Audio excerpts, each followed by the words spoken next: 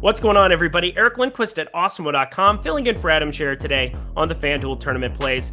I'm going to give you my 5 favorite plays that are all 15% or lower owned in our current projections. Now, news can change a lot here between now and lock, so be paying attention to the NBA Deeper Dive and live before lock shows so that you can be in tune with all of those changes. And right now, sign up at Prize Picks to get 1 free month of Awesemo Plus Platinum. That is everything we offer behind the paywall. $90 value, completely free to you just by checking out their product. Thank you so much for their sponsorship. But let's get to my plays here. Number 5 over on FanDuel, Tyrese Halliburton, 14.2% currently in our projections. Now, I don't know whether Fox plays or not right now, but if that news comes out before lock that he is out, you're going to see this go way higher than 14.2% for Halliburton. But if Fox is in, I still think Halliburton can be sneaky. He carries a 31.4% assist rate on the season alongside Fox. So I think we could definitely still see some massive upside. The usage is never that high. He's not over a 20% usage guy, but I think offensively, if Fox is out and that news comes out way later,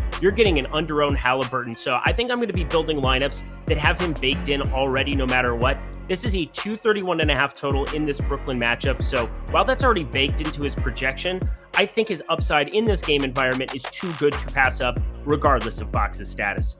At number 4, Jason Tatum is currently 11.8%. He's 9,800, so a sub 10K price tag. I liked him over at DraftKings at 10.6, so I'm certainly going to like him at 9,800 with that built-in floor of $3,500. I mean, this is just so much easier to get to Jason Tatum for me on FanDuel, where he's currently sub 15%, surprisingly. But that's kind of what happens when you have so many centers to pay up for. When you have Luka Doncic on the slate, James Harden is underpriced on FanDuel, so Jason Tatum might go overlooked as a result.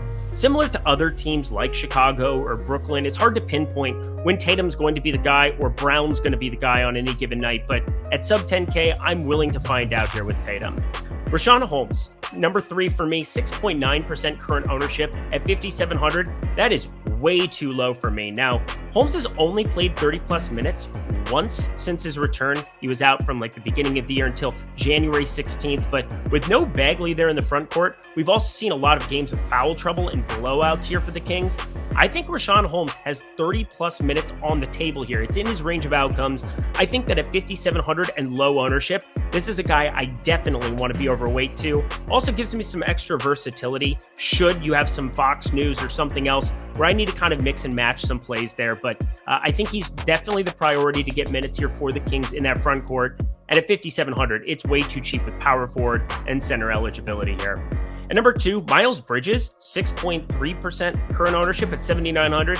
I have no idea how Miles Bridges, with the upside that he's shown here in current spots and in game environments, both against the Knicks with his 60-plus burger and looking at a dinged-up Oubre and no Gordon Hayward out there, I have no idea how he's this low owned, but I'm going to take advantage of it.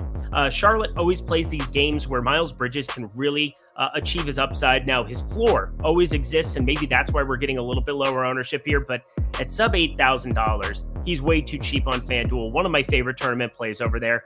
And number 1 is Will Barton at 2% ownership. He's currently 6,200 over on FanDuel. Now, with the Jazz clearly heading for some major ownership now that Hassan Whiteside's been ruled out, Jordan Clarkson is questionable. We'll see how that pans out. I want to pair those Utah Jazz pieces with some Nuggets pieces on the other side. It just makes too much sense.